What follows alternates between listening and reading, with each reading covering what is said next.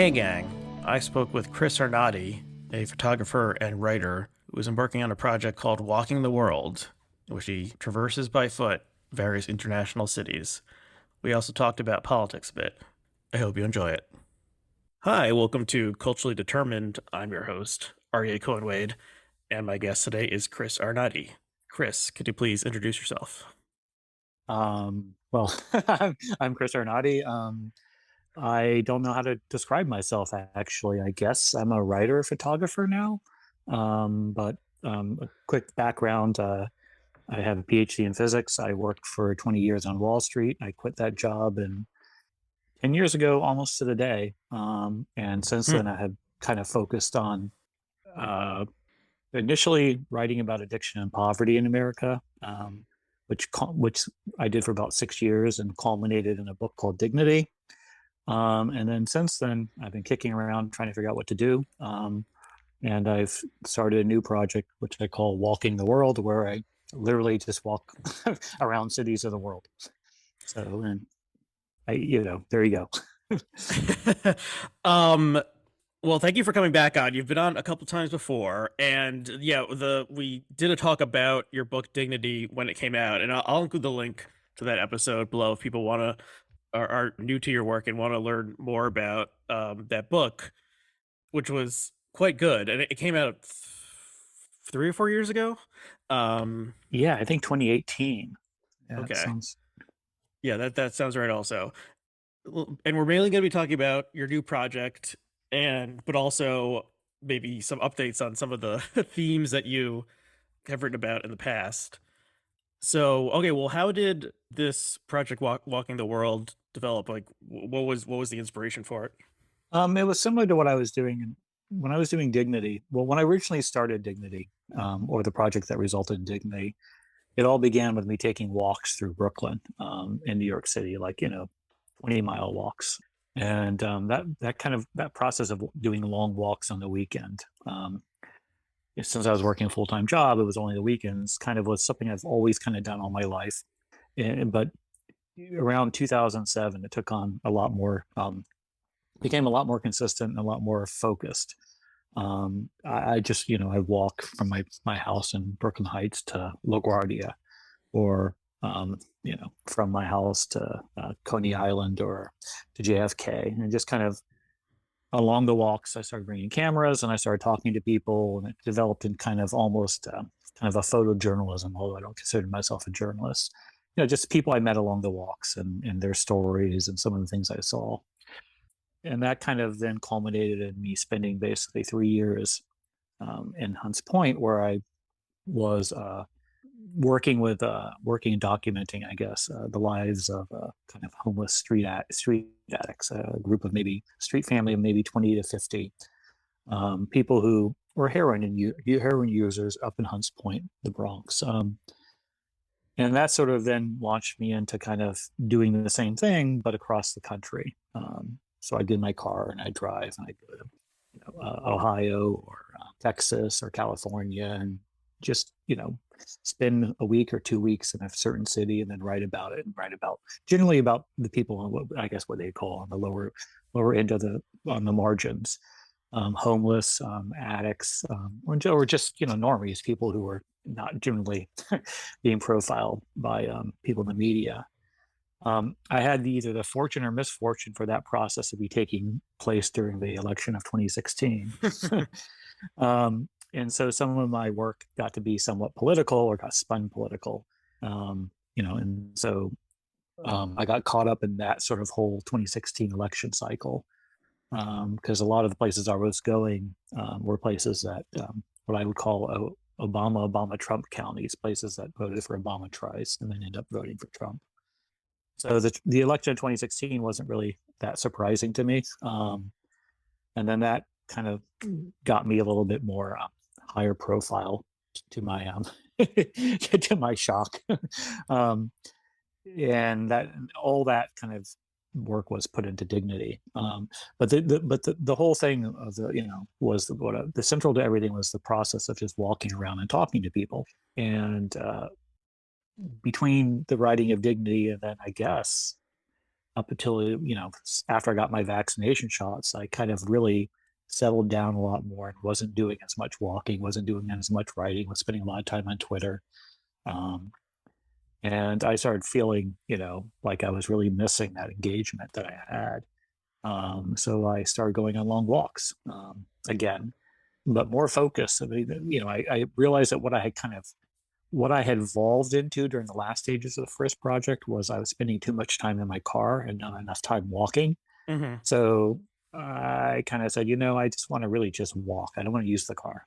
I want to just go to a town and walk 20 miles a day in it. So that kind of evolved. Partially, I was doing that for health reasons as well. As COVID hit, and I looked at the actuary table, saw my age, and saw my weight, and said, I probably should get in better shape. Hmm.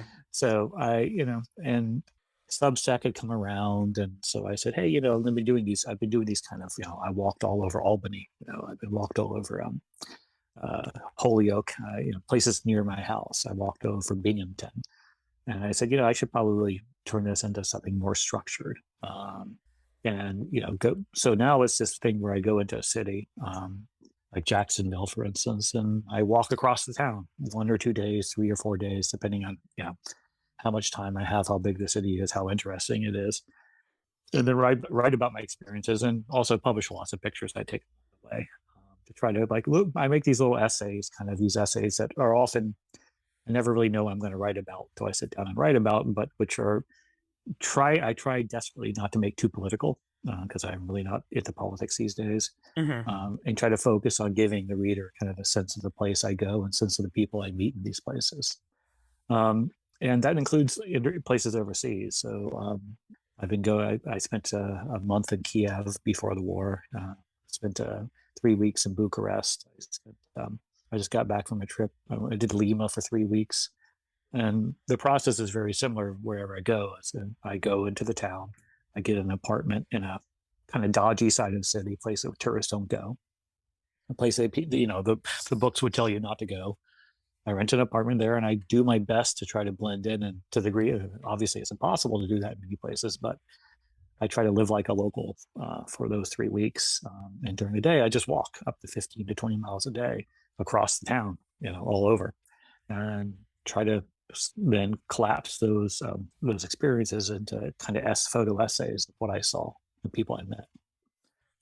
So the project, seems to be a natural evolution from what you were doing initially, but it's That's right. interesting that, you sort of got sick of politics and this, and so, yeah, so I think you initially came to my attention 2016, 2017. You were tweeting and writing about people who were, yeah, on the margins of society, and some of these people, Donald Trump appealed to them, and this was a period when people in the media were trying to figure out how this crazy thing of Donald Trump becoming president happened, and you were you letting people speak in their own words and including some analysis. Um, and so a lot of that focused on people, and your new work is larger than that, I think. And tell me if you disagree with this. I mean, you're looking also at, the built environment and just sort of the sense of different places. And I guess with the language barrier, when you're going out, to countries where they don't speak English, that you're not asking them about who they voted for in the last election. So it's more, yeah, more impressionistic maybe. Well, how would you describe the Yeah, I mean, difference between? the built environments is definitely playing a big role. I guess I would say it's more kind of a little bit more sociology, a little bit more kind of urbanism, because I spend most of my time in cities, and the language barrier is a lot lower than you would think. Everybody, and again, it's not you know people want to talk to me because often I'm clearly an outsider, and they just really want to practice their English. So I actually have more people talking to me in foreign countries than I do in the U.S. sometimes. But yeah, in terms of the politics, I even in the U.S. I don't ask political questions ever. I let them, kind of reveal their politics, and if they start Mhm. talking about politics, I'll talk politics with them. But yeah, it's a little bit more. I'm more interested these days in how societies are structured. So that's kind of why I'm going across the world is seeing how different people live. It's like the way people live, the way they think, the worldview they have. And so in some senses, it's kind of looking at different cultures and different ways of people, the way people exist, the way, what gives them meaning. How do people arrange their lives? How do cities arrange their structures? Hmm. So I'm trying to go a little bit more kind of one turtle down from kind of who's yelling about what, and looking about why are they yelling about something, or what gives them a sense of place. And the idea of what gives people a sense of place has really been a big theme, and what I've been doing the last year is kind of trying to understand. Unfortunately, because I'm a U.S. citizen and I do live here, a lot of my analysis is a compare and contrast to the U.S. It's like I just spent a month in Hanoi, and so a lot of what I wrote about that was kind of trying to understand why people in Vietnam who have 1/20th of what an average American has are so damn happy compared to Americans. And I try to give kind of longer term observations and then do my best to explain them in a way that isn't too much of a talking head, and Hmm. let readers kind of also engage in the process of trying to figure out here's this, here's X, here's Y, here's my thoughts on why X and Y are different. But I don't want to slam down people's throats. I'm new to this and I'm not a particular, everybody has their own people can add value. One of the really nice things about Substack is the readers give me a lot of feedback, and that's really nice. It's so much nicer than Twitter, where you're not yelled at. People you can have a respectful disagreement. People teach you things, so it's a nice community. Uh-huh. But Well, yeah, but nicer than it is Twitter is sort of damning with faint praise because Twitter is very not nice in general. But yeah, you're more of a community, not people drive by haters or right. people just looking to pick a fight or something. But I mean, what interests me these days is less kind of day to day politics, because that to me is just it's very boring. It's very superficial, and also just for me at a personal level, I don't enjoy it. I don't enjoy yelling at people on Twitter and getting in fights. I don't enjoy it. It doesn't give me happiness. It doesn't make my mental health stable. Hmm. So, I'm desperately trying to kind of do what I do without being drawn into politics. Okay, right. But you are so the method that you, as someone who does spend time on Twitter, and you make threads of photographs and stray observations from like the day's walk, or I guess like city Yep. by city. So when you're doing that, are you sort of like live tweeting what you're seeing, Yeah. experiencing? Yeah. And so, I mean, I'm cutting down a little bit on that because I'm spending more time putting my effort into to kind of the longer essays, because I Hmm. never feel quite good about the live tweeting. It never makes me feel, I don't know, it feels like you're eating a lot of cotton candy by the end of it. And it's also just distracting. Like if you're walking 18 miles a day and you got to watch out, cars don't hit you. And if you're sitting on the street corner, like saying, hey, this is a cool, you know, but I try to keep those kind of things. I also try to keep all of it kind of positive and humorous, because I'm doing this because I enjoy it and I want the reader to enjoy it too. Hmm. There a lot of what I find is just there's a lot of absurdity in life, and I try to I enjoy that. And so I feel like that, is kind of what I try to bring to what I'm doing, and less kind of like, focus on whatever trending on Twitter and what that means for, whatever.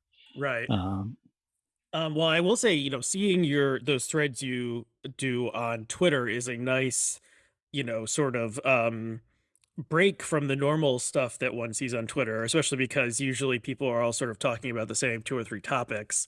And then, you post a photo of like a street vendor in Vietnam or something. And so that's at least, sort of a break from.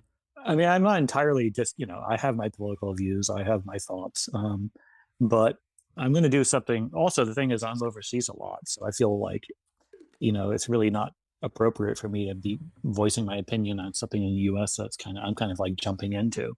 Mhm. Um, but I mean, in October, ahead of the election, I'm going to cross the country from basically from Detroit down to Texas Mexican border, So I'm going to do a combination over the entire month. I'm going to walk through four swing districts. Oh, wow. And I'm going to do a combination. So I'm going to fly from here to Detroit. And then after that, I'm going to only transport myself by Greyhound or public bus in my feet. So Uh-huh. I'm just going to take a backpack, get on the plane, get off in Detroit, and then basically work my way up to Flint, Michigan via bus. And then from Flint, go to basically St. Louis by probably Greyhound. And then from St. Louis, go down to Texas by Greyhound, and during the process, walk. And I'll probably write a little bit about politics then. But I even when I was writing about politics, I was trying to emphasize that politics don't matter to a lot of people. Right. So I'm not going to force conversations about politics. I'm not going to put it, and I never really have.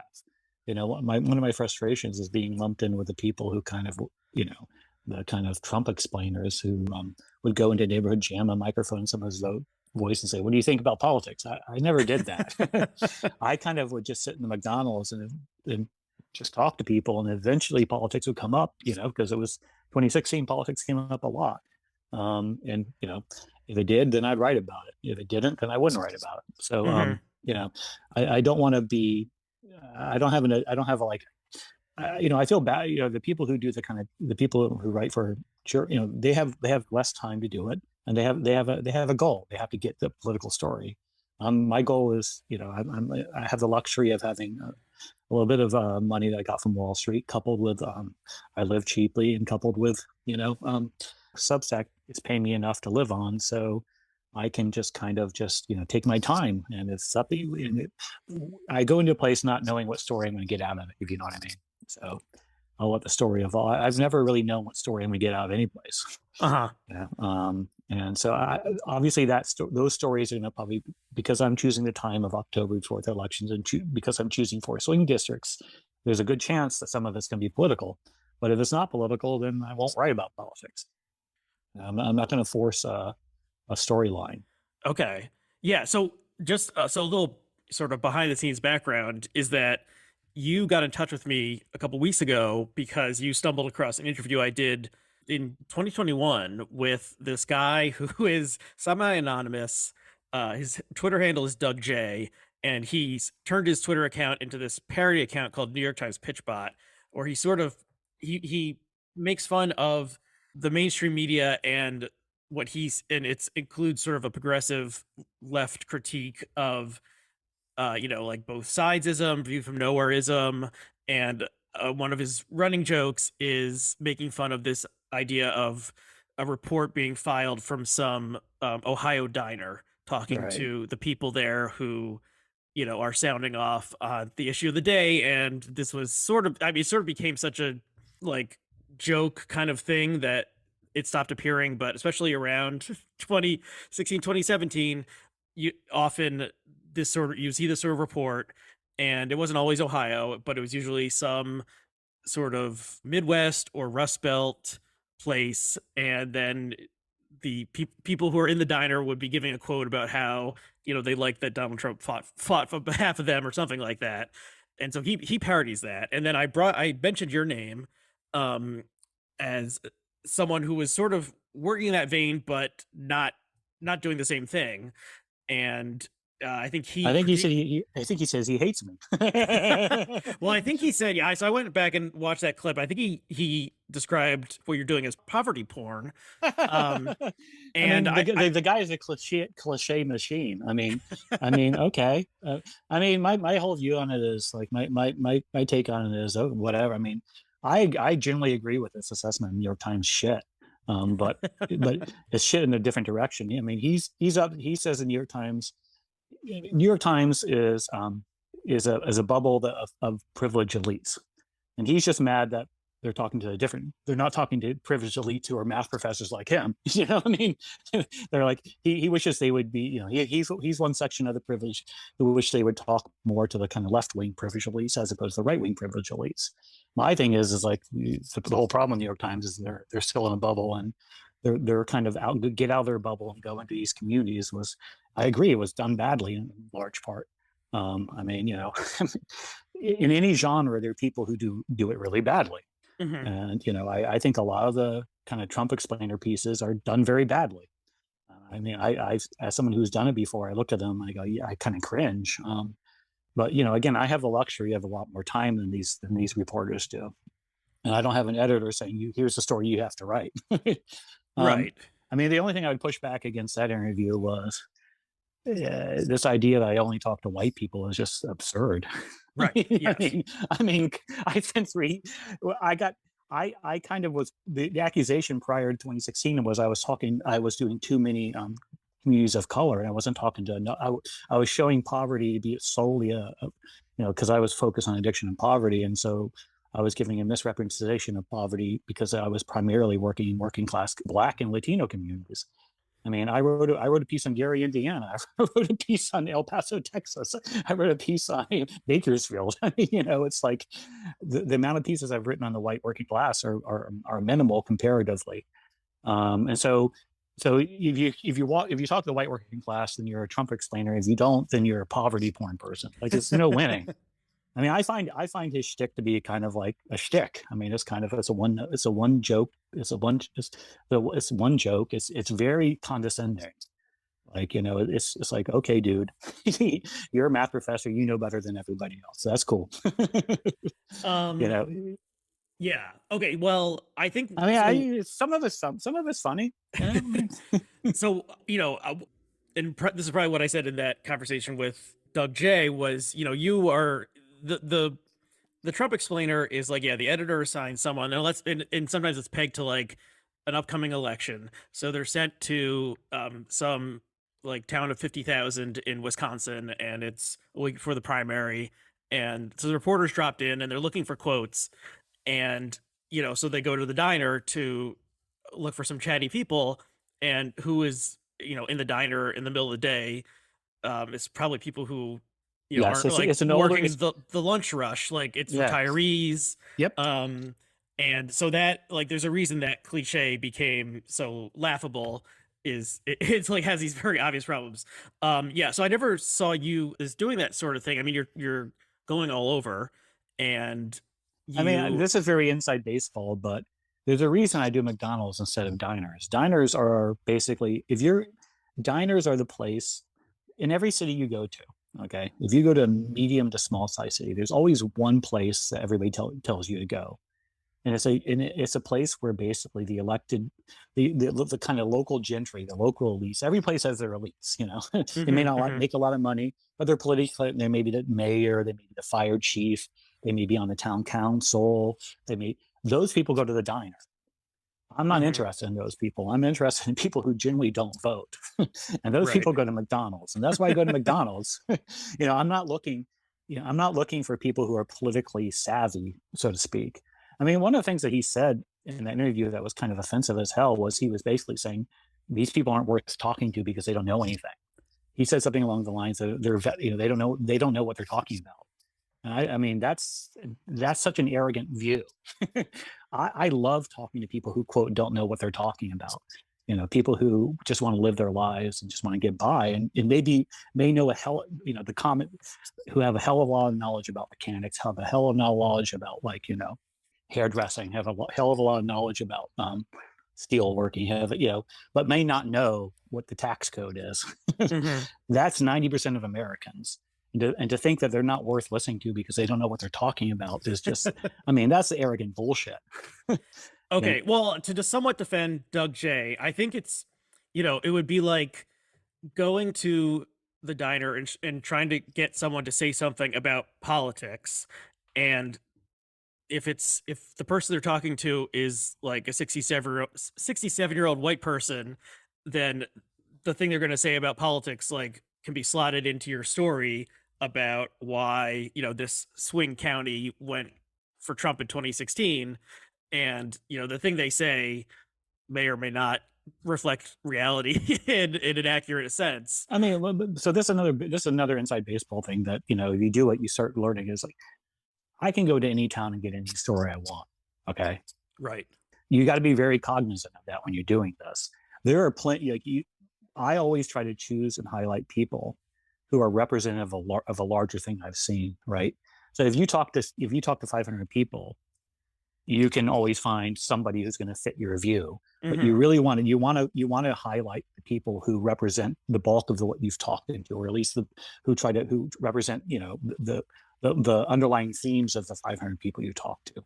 So I mean, at some point you just have to say, you got to trust me, but I'm not doing that. I'm not cherry picking. If you don't trust me, you don't trust me. I can't convince you, But I'm very careful about who I choose to highlight. I mean, I'll never forget during the election there was a guy I met who, I mean, he was a Vietnam vet, or at least self-described Vietnam vet. You never know. He was a Vietnam vet who was Native American. That was very clear from his appearance, and from where I was. He was a Native American Vietnam vet who was claimed to be a practicing Buddhist. Mm-hmm. You enough talk to people, you can realize that they know what they're talking about. He knew enough to, I guess, that he's read some books on Buddhism and was considered himself to be a practicing Buddhist, who was extremely pro-Trump. Uh-huh. Right now, that dude, I never wrote about, because I mean that's a 1 in 500, right? That's not very representative. Uh-huh. I did write about, once in a while, there was a lot of apathy within the Black community towards Hillary Clinton.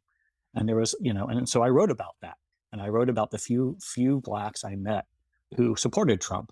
But I mentioned them. I don't think I really remember. What I wrote about a lot more was a bunch of Blacks who said they weren't going to vote because they didn't care anymore. That was you could write about the Black Trump voter, or you could write about, which is like again, it's 8%, 9%, 10%, or you could write about what was, I thought, the bigger theme was there were a lot of African American voters who just didn't, quote, feel the vibe, and didn't really want to participate. They were kind of let down by the Obama administration. They had a lot of hopes and nothing changed.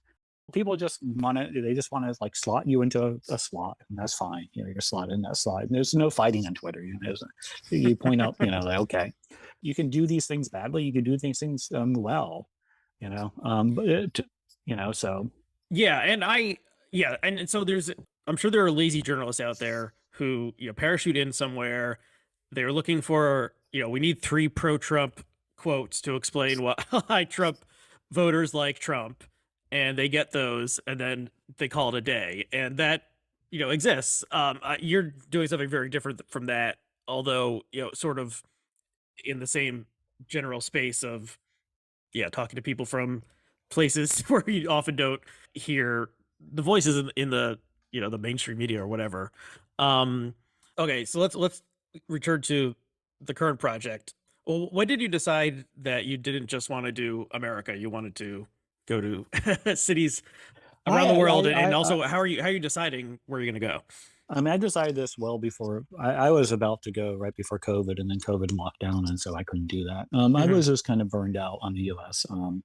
I mean, I've spent so much time walking and driving across the U.S., and I feel like I know it to a certain level that, and also again, the debate in the U.S. I find it's just like it's people. It's snide pitchbot comments, and then it's people saying, you're an idiot to pitchbot. So it's like, that's not very helpful. So it's just, I wasn't learning anything. So I mean, it was very selfish for me. I wasn't learning anything. I want to learn something, and I wasn't learning much in the U.S. And I had the luxury of being able to travel. So I did it. And then COVID hit, and that kind of basically. But also, if you're kind of trying to, at some level, this is very much a selfish process of me just trying to learn about things, just education for me. And I felt like I used to be a scientist, and so if you learn, you try to get as many different viewpoints as possible. And so I kind of wanted to see. I mean, I spent a lot of time as a child growing up traveling around the world, so traveling overseas is always. I don't want to be like arrogant, but I was a pretty well traveled person, so I wanted to go back and do that, and kind of use the perspectives from other countries to kind of start going a little bit another layer down in my thinking. So, and how I choose to go is kind of a combination of a bunch of things, but a lot of it's just pricing. I basically look for places that are cheap and Hmm. have cheap air flights, and so I'm always kind of looking on my computer, kind of mapping out things and places that to me are interesting. Right now, what's really interesting me is religion and the role of religion in people's lives, and so I'm going for my next 3 trips are places that are basically lower income communities in Muslim countries. So I'm going to go into Istanbul in a few weeks, and then I'm going in December. I'm going to Bishkek, Kyrgyzstan, and then after that, I'm going to Amman, Jordan, to kind of explore. I spent some time in some Muslim countries. I spent some time in I was spent time before in Istanbul, and I want to see kind of you know and and I spent some time in Jakarta as well, and I want to kind of it's kind of you know over those 2 trips I started having a lot of respect for the role of the Muslim faith and the role it has in people's lives, and how it especially in lower income communities, how it kind of is there as a community center, and how it provides people a real sense of meaning, and how it does in many ways a better job of that, of giving people a place, both in their community, but also spiritually a place, than my Catholicism does. Hmm. So I kind of want to explore that more. And so so right now I have a theme of religion, and so I kind of, am going to go kind of make kind of this fall about going to places, Muslim countries. So and then I always try to choose a little bit offbeat places. I try not to go to the obvious ones. And the obvious place to go is Cairo. Instead of Cairo, I'm going to go on Jordan in Bishkek. Hmm. And in both cases, those are cheaper. I also like places that one of the things that I really find for what I do, and it's both in the U.S. here, is I like places that have a genuine sense of them, who have a genuine sense of it's like at the very so just this summer I did Korea, and I did 3 weeks in Seoul, and then I did a month in Hanoi, and then I literally walked across England. Um, but One of the things I always try to find is, and the problem with England is, they're a little too aware of what they're supposed to be. They understand, they're a bit on display, right? Like Uh-huh. certain places, like um, are there for tourists, and people, and it's almost like they know what they know what the people want them to be. They know what tourists want them to be. And in some senses, it's a self awareness that becomes almost ironic, like and I try to look for places where people are just themselves and not putting on a show. They're just they're just I don't know what is somebody from Kyrgyzstan called, a Kyrgyzstanian. um, Yeah, the town you named in Kyrgyzstan I never even heard of before, so yeah, I know nothing and about so Kyrgyzstan. again, I like places that a lot of people haven't heard of. So I like big cities that people haven't heard of. Because when I started this project long ago, I envisioned this idea that like a third of the world is in cities that a lot of people haven't heard of. A lot of them are in China, but um, Bangladesh, in Bangladesh, in India, Jakarta. Nobody spends a month in Jakarta by choice, Hmm. and that's why I spent. And so when I went to Vietnam, everybody says to go to Ho Chi Minh City, Saigon. I found it much more appealing to go to Hanoi, which people generally don't spend a month in. So I try to go to places that are kind of not really big tourist destinations, Hmm. um, because again, I think people are just a lot more comfortable in their own skin there. They're not putting on a show for tourists. So a lot of my choices are kind of are selfish about what I want, but also for people who read what I do, trying to give them into kind of I wouldn't say slightly more dangerous, but the neighborhoods, they may not necessarily go because they don't feel comfortable going, Hmm. for a variety of reasons. One of them, safety. Right. So I can't remember where it was. Maybe it was somewhere in Florida when you were doing this. You posted like a route you were thinking of taking, like the Google Maps sort of route. And, you noted that this might not be walkable at all because, you have to like cross a interstate or something. And a lot of American cities are not built for walking. They're built for cars. Are there any like broad differences between doing this project in America and doing it in not America, if you could classify it I that way? mean, yeah. So American cities in general are less walkable. I mean, certainly southern cities. And I mean, I walked. For instance, I walked Jacksonville because it was on the list of places that are the least walkable city. I walked Orlando because it was on the list of least walkable city. So I do like the kind of challenges. But the other thing about walking a city that's walkable is a lot of people are walking, so you meet them. So you walk across Orlando it's 21 miles. I walked across Orlando. You have to cross a lot of dodgy, not dodgy, it's just almost impossible to walk because there's no sidewalks. There's 8 lane roads intersecting with 8 lane roads. There's no pedestrian right away. There are other people doing that, and you meet people who are doing that, and it's not people who usually get a lot of attention Hmm. on the press. So by walking, you meet, especially in unwalkable cities, you realize a lot of people are walking in unwalkable cities. Uh-huh. Um, and it's an interesting demographic. And the other thing I do in these places, I always take local buses. When I complete a route, I take the public bus home, and that's another place where you meet people, who are not necessarily not doing all that well in life.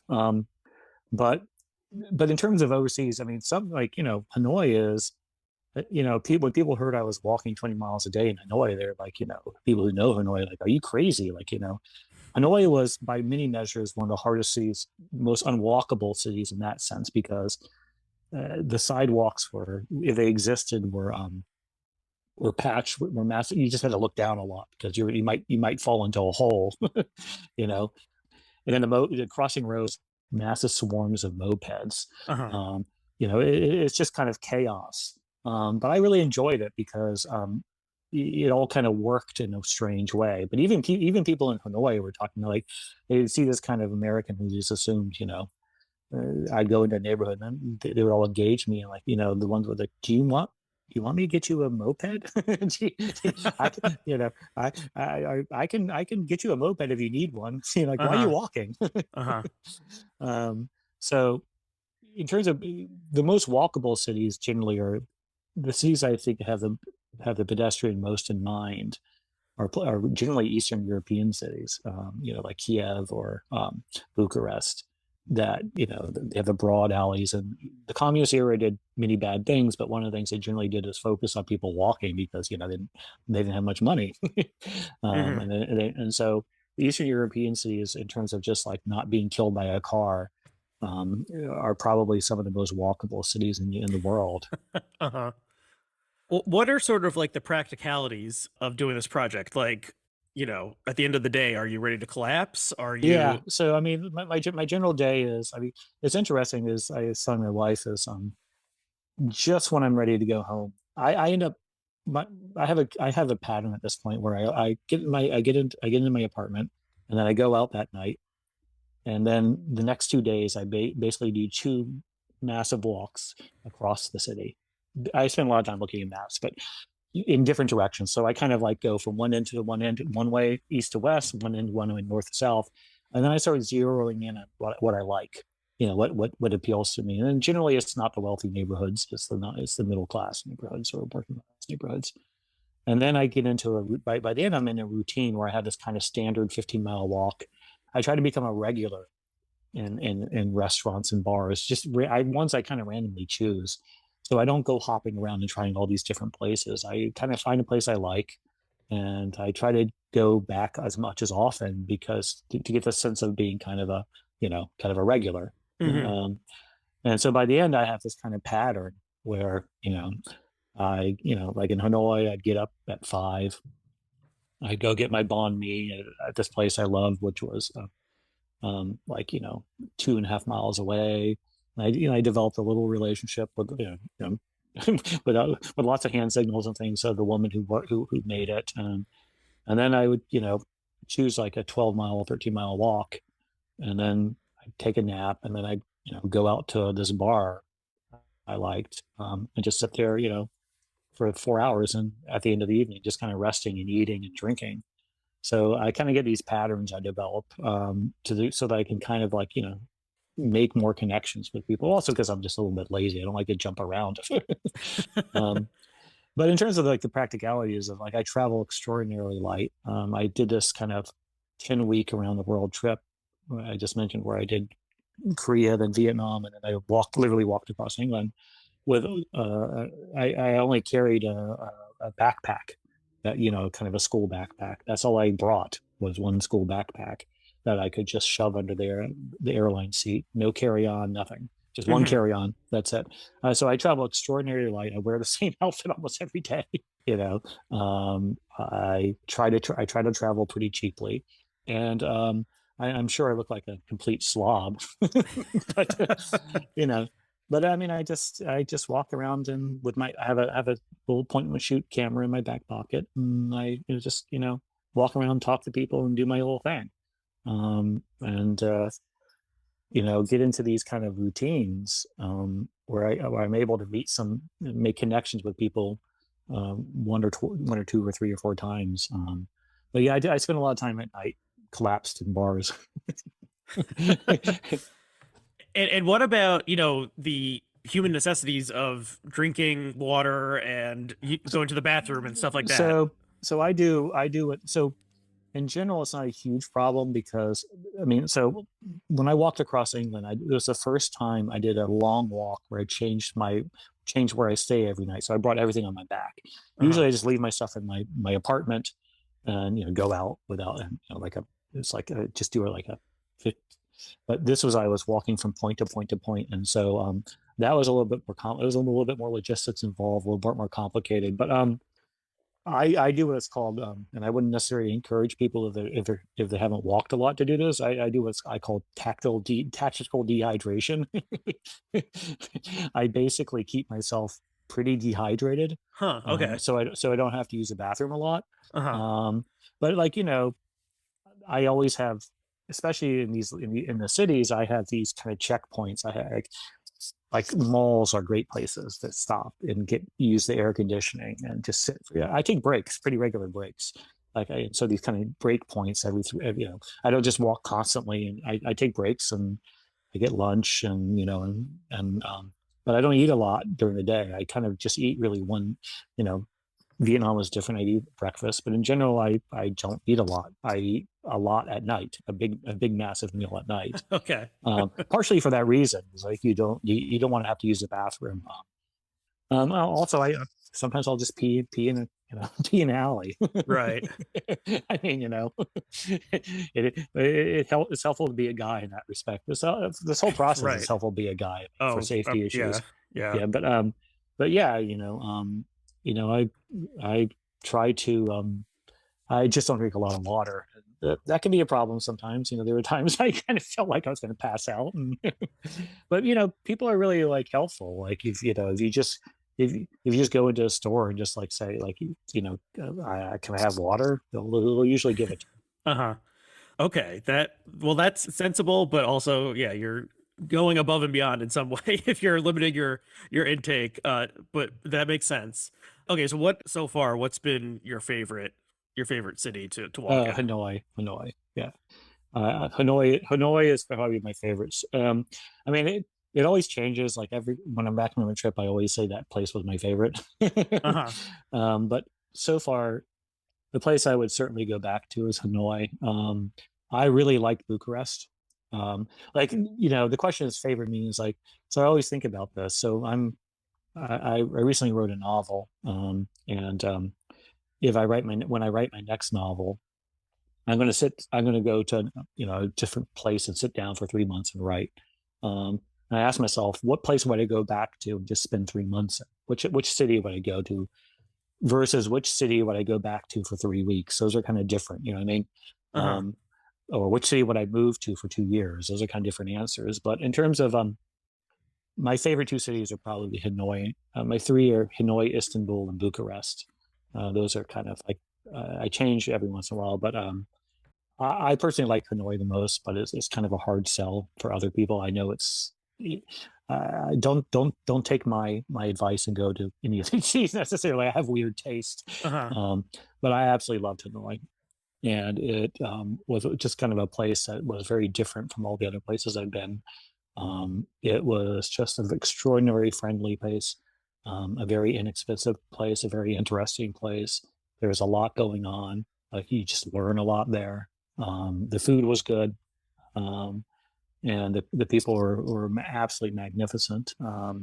Istanbul is kind of just Hanoi is not pretty. I mean, I happen to think it is, but it's not. Istanbul is just an absolutely gorgeous city, and if you, especially if you go to the Asian side where I spend time on, it's you can find kind of a, it's just really kind of magical to.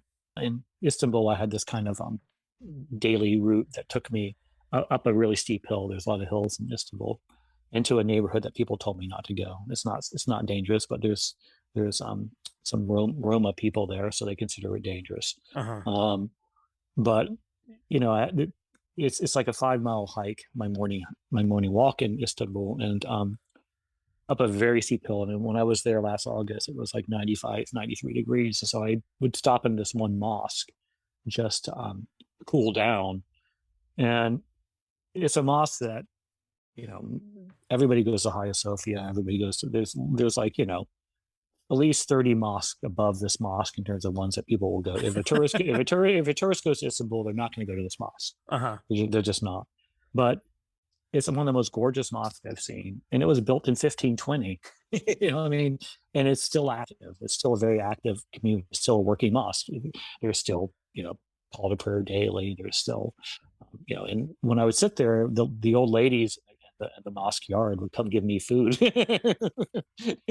and give me water and food. Uh-huh. It was just a very, it's just it's amazing to interact with history in that way, where it's not dead. It's not this kind of thing that is quarantined off with velvet ropes and you have to stand in line to go to. It's active. It's an active mosque. That absolutely no. I've never, in my months in Istanbul when I was there like, I probably stopped that mosque twice a day over a month. I never saw any tourists there ever. But it should be like, it should be a tourist place. So that's why I like Istanbul, amongst many reasons. And Bucharest is just, I have this kind of affection, both aesthetically and kind of intellectually, I guess, with kind of these Soviet era apartment complexes. Okay. And So Bucharest is the capital of Romania. yeah, And I couldn't tell you a single fact about Bucharest yeah. See, aside there from you go. that. And so I had always been, as a child, fascinated with Bucharest because of the whole Ceausescu regime, which was so appalling. And so he built himself. If you ever Google, just look at Ceausescu's palace he built himself in Bucharest. Huh. It's like it looks exactly what this story is. I mean, he was a communist totalitarian leader of Romania, I think, for 25, 30 years. Evil guy, but it looks exactly like what was inspired by. It looks like it was a cross between a North Korea and France. Like a French palace and built by a North Korean. Okay. And that's basically what it was. He went to North Korea. He had a lot of sympathy for North Korea. He went to North Korea and he was inspired by the designs he saw there. But he was also really into French palaces. So he built this for 20 years of his reign. He ripped down the downtown and built this ginormous building. I think it's called the Palace of the People, which is, I love doublespeak because no people are allowed in. But it just looms over Bucharest. It's just this monstrosity that doesn't end.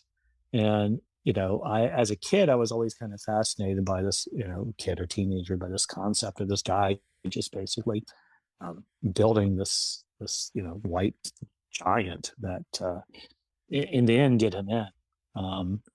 He ended up getting him and his wife were executed by the people on Christmas Eve in 1988, I think 89. Bucharest is also just filled with this, there's just a lot of quirkiness to the town because again, tourists haven't really discovered Bucharest. Uh-huh. Okay, so we're probably moving towards the end of our time, but I did want to ask you about, back towards politics, which I know you're not focusing on, but what do you do? I mean, do you have a sense for sort of the people who you spoke with or identified or highlighted their stories, who either they were sort of apolitical and they felt an attraction to Trump, or they were so put off by Democrats that they just sat out in 2016.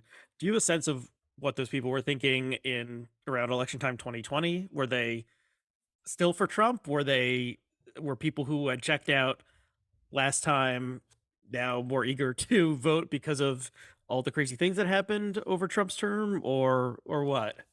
I think if it hadn't been for COVID, Trump would have won again. I think people don't recognize how close he was to victory. Um, I think people should really, really kind of enjoy the information and be worried. um, but I think there are two pivotal points that gave Biden the election. One was Trump's denial early on of mishandling the COVID. Just kind of Trump being Trump. And then his absurd performance in the first debate. Was that the one where he just kind of like, remember, he just kept yelling and yelling and Yeah, yelling? you get the interrupting and trying to throw Biden off Yeah, his game or something. I just think that both of those kind of were places that kind of he just lost the people who were like, I just want something. I just want normalcy, man. I'm a little bit tired of this shit. Right. Like, and I think it was pretty. I think Trump could have the fact that he could have easily I think the fact that he could have won in 2020 should scare people, because you know the the all the things that people on blue check Twitter don't like about Trump don't bother most people. They just don't bother them. I mean, one of the things I can't get across to people, and I understand is, politics now is people's moral guide points. So it's hard to, if someone's more thinks you're morally wrong, they have trouble kind of understanding the other side. But um, the number of people, and this isn't just the white working class, there's Latinos, this is blacks, especially men. Okay, men. I'm talking primarily here about men. The number of people who find Trump hilarious. Like, you may, the things that the front row or the blue checks just like, scream about. People are laughing their asses off. Even people who don't particularly like him. So, like, I don't want to be the normie explainer here, but, you sit around and you see Trump on TV. People are laughing their asses off. He's a stand-up comedian, man. Um, and so they just enjoy the kind of spectacle. I mean, they don't. There's this kind of, again, the people I spend time with are not necessarily the largest part of the electorate, but the people who don't vote, um, they just find this fucking thing all amusing, man. It's just they just enjoy him because he's making the blue check scream, and that's never really changed. We've gotten to a point where people are so kind of disenfranchised, or so just whatever you want to be. If you want to be kind of sympathetic, you can call them disenfranchised. If you don't want to be sympathetic, you can call them dumb or ignorant or racist or whatever you want to call them. That they just find this whole thing funny. Uh-huh. Well, I mean, but okay, so so the pandemic was something that, I assume the average American does not pay attention to politics really. And they had to pay attention to the yes, pandemic. everyone on Earth had to pay attention to this. Yes, exactly. And so this was like, something out of the blue that scrambled everything. And yeah, everyone's life changed in some way. Even if you tried to carry on with your life, ignore the virus, things were closed. So the stand-up comedian was a little bit less funny when it came to COVID. Yeah, so it seems so that is part of it. But I'm kind of surprised that you said the debate shifted things, because the sort of person I'm thinking about isn't watching the presidential debate because there's a football game on or something. Yeah, but instead.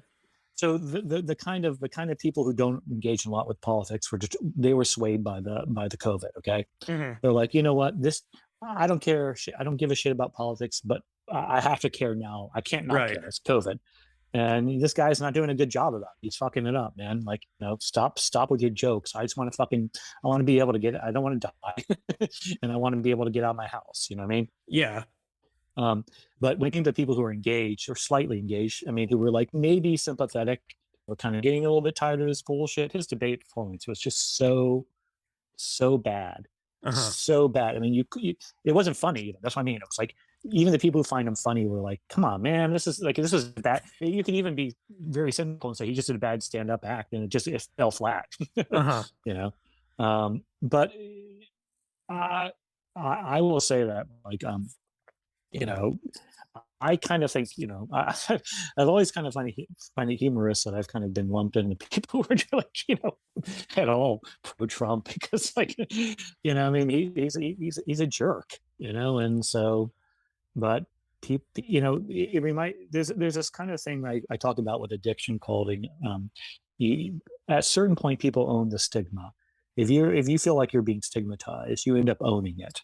So, perfect example of is addicts. If someone keeps on calling you a dirty addict, eventually, like, you okay, fine, I'm a dirty addict, and they roll Uh-huh. with it. You know what I mean? You want me to play a dirty act? I'll play a dirty act. And I think that's true. What's happening with a lot of Trump voters is, like, they've been so, fine, that's it. The gloves are off. I'll be that. If you want me Yeah. to be a complete, and so, and I think so. People are owning the stereotype, and that's bad, man. That's not cool. Yeah, and deplorables becoming the a term that at least some Trump voters were calling themselves in the movement Yeah, exactly. is You own part the of that. stigma. And, Like, and what about, I mean, for this type of person who I'm thinking of, who, yeah, is generally checked out from politics, doesn't pay attention to the news for reasons that, you know, there's some other stuff going on in their life. It's sort of a luxury to pay attention to the news or whatever. They're just generally checked out. But of course, COVID, they had to notice that because the whole world changed. What about January 6th? Did this person I pay, don't. I don't think. I know don't if that think. happened or care about it at all? Or, I have not heard one mention of January 6th in all my time since January 6th, except okay. on Twitter. Uh huh. I I mean, I'm not passing a judgment. I'm not saying what I think about it. I don't have a particular view. I mean, I'm not saying what I'm just saying what other people. I have not heard one person mention January 6th, man. Okay. That's Um, interesting. I mean, it's again, it's very. There was a period when I from like 2018 to 2020 or so, or there was a period, maybe I don't forget, it was 27, 2019. I quit Twitter for 2 years. I literally didn't go on Twitter. Hmm. I didn't tweet, and but I Yes. was Okay. I remember that you were gone, gone for a while. like 18 months, I think it was, and I was spending most of the time then in Hispanic communities, especially El Paso, down parts of LA that are basically on the south side of LA. Just kind of writing my book and then also writing my novel. And every once in a while, I log on Twitter. Not I just go to the Twitter page to see what's trending. Right. Hmm. I didn't see the tweets. I just saw it was trending, and it was just kind of like it was like, huh, what are those words? What are they talking? The Yeah. disconnect between what's trending on Twitter and what people are just people just living their lives, which are often very messy, and just kind of like the only things trending there that made sense were sports things, Hmm. um, like, oh, what's going on with the NBA playoffs? What's going on with you can say that's bad or good that most people aren't politically engaged, but it just is, Yeah. and so Yeah, I it's don't, just I like, wouldn't pass a moral judgment on that type of person. Yeah, it's sensible to not pay attention to daily politics because it's a waste of time paying attention to it because even people who care about it, like, mostly nothing happens. So it's like a spectator sport for most people who pay attention. I mean, January 6th is, it certainly was uh unique, novel, surprising, and unusual. I mean, in the same way that sort of like, on on a smaller scale than 9/11, and just like something we didn't think could have happened. And obviously 9/11, 3,000 people died, and January 6th, like 5 or 6 people died. So that's a big difference. But yeah, if I assume that this type of person like knew about 9/11, in 2002 or whatever, just because that was another unavoidable event. So it's interesting that people just shrugged it off. I mean, the person I'll always think about, he's a gentleman I mentioned in the Youngstown article. He's an African American guy in the street in Youngstown, who, he just simply said, like, this is a case where I was asking people about politics, because the election happened, I think, 2 months earlier, a month earlier. So he said, Obama, Clinton, Bush, Trump, it doesn't matter. It's all the same. Like, this road, and his house is one of four that wasn't boarded up on this street. He's like, this house, this streets, more houses hasn't changed. It's getting worse. And he literally said the potholes here are still potholes and they're not being Hmm. filled. Like, the factories are still moved. Like, so why do I care? And it was just like, at some point it's a justified cynicism, mathematically voting doesn't matter, man. He's not. Right. And so what does it matter? Well, it's not going to impact his life like it is going to be a person who lives in DC who's affiliated with politics, who's going to get maybe an appointment somewhere, or their nonprofits get more money, or what have you. So people have what I call a justified cynicism, and I think that was kind of what I would hope would be the overwhelming like political message of my work was from masses. Like, people have a healthy cynicism to the political process because they don't feel like they're part of it. And that's not a good place for the country to be, where Hmm. people don't necessarily feel like the political class matters to them, or the political process matters to them. Because when someone like Trump comes along who can energize them and through this basically this "fuck you" message, like just burn the whole thing down because it doesn't matter anyways, and then kind of leverages the whole process of almost payback. You guys have been fucking me over for all this time. Well, now I'm going to fuck you over. The kind of retribution politics that we're moving towards, where kind of the goal of getting elected is to is to anger the other side, is not a good Hmm. place to be at all. I mean, I have, you also have to go back to the earlier question about why I'm going overseas more. Is just being in the U.S. is depressing. I mean, if you Yeah. do, I mean, if you do what I do, it's just not, nobody's happy. Certainly the people who have a lot of, people who are doing well are far less happy than they should be, and then the trajectory where we're going is not good. But we're going in a place where it's just going to continue. I mean, this is not going to end. Like, this is just not going to end. And politics has become the way that people determine morality. Like, we don't have any other system of morality other than politics. And when you have a secular society the way we have, you how you kind of like give yourself justification for having lived a moral life where you did some good, where you can die and know that you've left a legacy, is more and more through politics.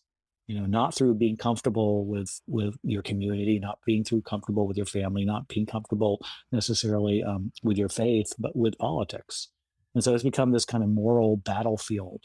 And when you have a moral battlefield, I mean, it becomes like the old religious wars, where the other side is profane and you're sacred, Hmm. and that just like that doesn't end well, because when you do that, then violence is justified. And we're getting closer and closer to justifying violence. Oh, I mean, Um, like January 6th was political violence, and it was, and there was a brief period where, both sides were expressed revulsion, but then it quickly, became just another red versus blue thing. We've got sort of long. Maybe this will be the last question. Do you think abortion could break through as yeah, something that people are noticing? yeah. If the abortion decision hadn't come down, and again, I've been out of the country, so I've only been briefly. I mean, I'm actually I live in a swing district now. It's now listed in a swing district, and you can see the process in my hometown. But I really don't like to write about my hometown. But like, yeah, I guess it's my hometown. It's not my birth town. But if abortion hadn't, a decision had the Republicans or the Democrats were in for, like, a thrashing that would have been epic. It would have been depressing to people who are Democrats. I think abortion, the Republicans started recognizing that and got a little bit, got a little bit excited and started doing things. And the problem for the Republicans is when they start doing things, they remind people that the people don't really like them. So, you know, they would have been much better off just sitting on their hands, letting the anger against Biden, and then getting proving they don't know what didn't know what to do. you know, so I mean, again, I don't want to come across as saying, like, the enthusiasm that's behind Trump or that, and that, I'm pretty harsh on the Democratic Party, but I don't want to, like, come across as thinking that Republicans are good. I mean, they really are are not doing themselves a favor by reminding the public of who they are. And so I think that that it will definitely have an impact. How large an impact is impossible. Again, I haven't. I will know a little bit better after this October trip, but I think it's a little bit. I think the momentum is certainly moving back in the Democrats' favor. Yeah, I mean, it's, abortion is obviously a very like personal issue. If you, it can't get much more personal. It's about women's bodies. So, if you are totally checked out from politics, but then either you or someone you impregnated wants to get an abortion and they are prevented from doing so by this new court ruling, then, politics is, hit home in about as personal ways it can. So this does. I think it's less that. I mean, I don't disagree with what you said, but I think it's less that. So I have this rule about politics I call the hangover test, right? So again, the people who matter most are the people who vote. But there's turnout, who turns out, right? And I call that the hangover test. So there are people who don't vote. There's also people who kind of vote once every 5 elections, 4 elections, 3 elections. Mhm. And that's why I call that hangover test. And that is, on election day, if you wake up hungover, do you vote? Because voting's not a big deal for a lot of people. Mhm. They generally want to do it, but if anything gets in their way, like what, oh whatever, like I got a flat tire, my life is busy, I gotta I gotta get the kids to their play date, Right. um, or even if it's just filling out a form and it's just like come on, it's just like it's people are great. It's just another task in their life, their already busy lives that they don't particularly put a high priority on. They kind of want to do it, but because I mean, so you got to be motivated, and Mhm. so part of the reason I predicted Trump was going to win in 2016 was his voters passed the hangover test. I knew that if they woke up and they had a flat tire and they were hungover, they were going to they would walk to the poll, man. Whereas Clinton voters were kind of like, yeah, it's rainy, like she's going to win Mhm. anyways, who cares? Yeah. um, like, yeah, she didn't bring the energy there. I think the abortion debate has energized a lot of people who were kind of like, the Democrats are far more than the Republicans. And so it's actually the people who are more politically involved who are going to actually turn out. They're going to 100% turn out. I mean, there is going to be nobody who has a kind of tendency to vote who's not going to vote on the Democratic side. And so it energized that core base. Uh-huh. And that's a big thing in kind of a midterm election where, less people vote than do vote in kind of presidential elections. So I think, Right. and the other thing is, it's been such a debate in our country for so damn long, that you can be politically disengaged, but about this one. Yeah, yeah. I mean, sort of my view on the whole thing is, I mean, basically, since, you know, since like 2000, the electorate has like reacted negatively to whatever has happened in politics. And then 9/11 like interrupted that. But after, starting from 2006, it basically goes like back and forth of, throw the bums out and then like throw them out once again. And almost any like substantive victory just provokes a backlash. And Right. so, Obamacare passes, and then there's a huge backlash to that. And then Obama is able to win by like playing against I mean, he was sort of somewhat popular, but he plays against the excesses of the right. And then the 2014 backlash again, and then Trump is a backlash to Obama, and then 2018 there was an anti-Trump backlash, and then 2020 was an anti-Trump backlash, and then so we would think 2022 would be an anti-Biden backlash because the voters essentially don't like anything that happens in national That's right. politics, but and so it's sort of like in the way that passing some sort of national health insurance bill was the dream of the Democrats for half a century, and then they finally did it. There's a huge backlash. Overturning Roe was for some part of the GOP coalition was the central thing they wanted for half a century, and so they got it. And but it winning is losing, losing is winning in this dynamic we I have where think that's everyone's exactly. I unhappy. think that's exactly. I So think so that's so some exactly people are right. maybe like, And okay, we did it, we're done. Like let's go back to our lives, sort of thing. Whereas the people who don't like it are super pissed off. And yeah, so I'm not gonna make a prediction or anything, but it does seem like being angry about what's happening is the central motivating factor of American politics for the past 15, 20 years. And yeah, any temporary victory just seems like it's going to be an electoral defeat, and we're stuck in this cycle for now. Yeah, I mean, I think that's exactly right, and I would say that I still think the Republicans will probably probably have a good day, but I'm far less confident of that than I was like pre decision, and to put it in your framework is the Republicans almost are celebrating their 2020 victory before it happens, and so there's already now a backlash to that victory, and the Right. Democrats may experience that.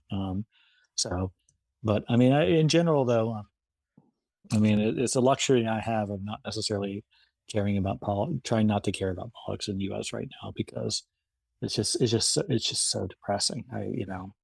I understand why people are angry who pay attention to politics here. It's just like the trajectory is not good, man. Yeah, I mean, things are, have been heading in a bad direction a while, and I had some hope that Biden would be, yeah, a return to normalcy and a lessening of the role that politics is playing in people's lives, and just making politics boring and, yeah, less of a part of people's identity. I thought would be generally good. That hasn't worked out. Part of it is like the pandemic not ending, and yeah, maybe there's always something that people are happy about. And yeah, so I'm not generally optimistic about this, but I mean, I don't know, maybe like it's also the fact that we're stuck with these 70-plus-year-old men and women ruling over us, and at some point these people are not going to be around anymore, and then maybe a generational change will at least change the dynamic somehow, but it might not be. It might be for the worse. Who knows? Okay, why don't we? That's a somewhat dispiriting note to end on, but why don't we end things there? And All so right. I will include a link to your Substack project. But do you want to say what the URL is for people who are on the Oh, go and geez, want to check it out later? I don't even know this. It's walkingtheworld.substack. Walkingtheworld.substack.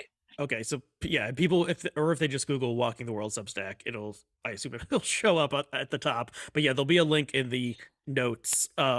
Sadly, if you just Google "walking the world," there's some guy who's trying to charge you $20,000 to go on walks with him. That's not Okay, me. well, well, yeah, I guess everyone has an angle, but yeah, thank you for coming back on the show, and thanks to all of our viewers and listeners, or I guess they're just listeners now. Thanks to all the listeners. We'll see you again next time.